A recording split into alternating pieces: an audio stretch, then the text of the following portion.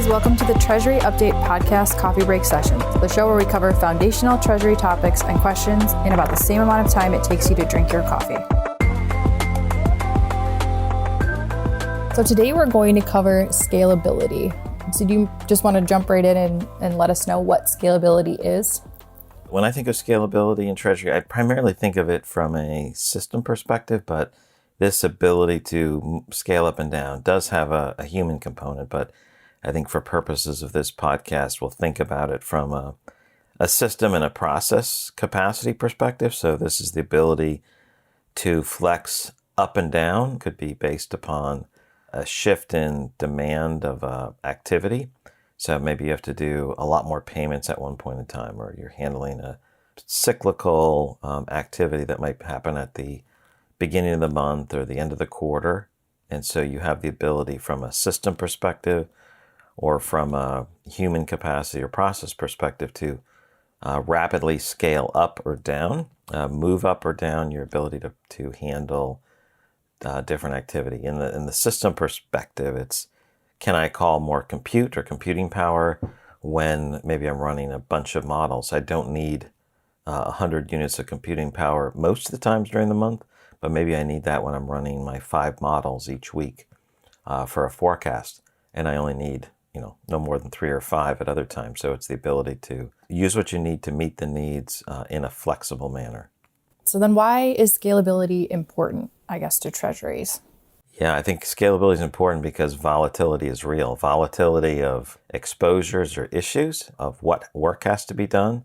There's a lot of things that aren't smooth. You don't get 10 units of work every single day of the entire month. There's some cyclicality to it. There's demands are uneven, so that ebb and flow means we need a scalable and flexible way of addressing and meeting those needs as they adjust.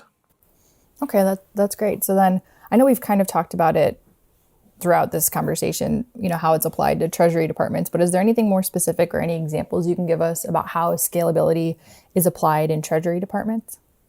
Yeah, I think that's a great question. I mean, there might be some treasury departments that are more, doing high volume trading, and they need capacity to, ramp up their speed for processing because microseconds matter. Seconds are important, and fractions of seconds are extremely important. But I think for a lot of treasury departments, this ability to have some type of capacity for additional analysis for when deals come up is really crucial. And so some of that scalability is, hey, do I have systems that can handle what systems can do? And am I moving that off? And so that I have the maximum amount of time possible for my team to, analyze a new deal and acquisition, address different issues that might need to be modeled or analyzed. If there's some type of threat or issue coming up. We need to spend time on that. And to the extent that I move more of those day-to-day tasks to automate it, I have more margin and I guess I'd say scalability or capacity to handle those other tasks. I think that's probably the biggest key. It's a constant battle, and making sure you're helping the organization move in that direction is most important. Just to do a quick recap, so then what is scalability? We're really talking about it in the system and process perspective, and it's the ability to scale up or scale down, typically driven by that demand activity. And then how is it applied in treasury departments? Like you said, it was moving more of those day-to-day tasks to be automated so that there's more space for the day-to-day or the analysis and the more human-driven pieces of treasury. Do you want to add anything to that wrap-up? I think the only thing I'd say is I would give an example technically. Like if you look back, maybe 5 or 10 years, your organization may have had your treasury processes run on servers that were inside your organization. Well, you had your test and development server. You had a certain amount of RAM, a certain amount of storage. It can only process, it was limited by what the amount of servers you had to compute and how much RAM you had to process activity. Now, most people are using, whether it's with their banks or a treasury technology provider, they're running these things in the cloud, which might have more scalability or maximal scalability, where you can just call in You want to quadruple or 10x or 100x your compute requirements. Well, some of these web services like Azure, AWS might give the ability to just scale up. You need something for 10 minutes that's you'd never be able to afford normally.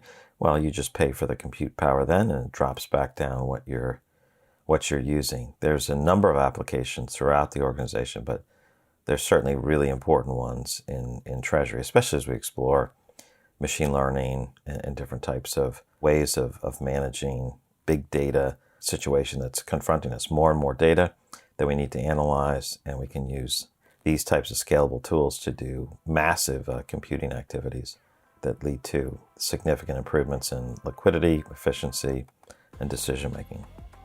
Great. Thank you for adding that piece or that example to that and wrap up there. And thank you for joining me on the podcast today, Craig. And to all of our listeners, make sure you tune in every first and third Thursday of the month for a new coffee break session. And as always, if you'd like to reach out, send comments in or questions, you can shoot us an email at podcast@strategictreasurer.com. Thanks again for joining me, Craig. Thanks, Alexa.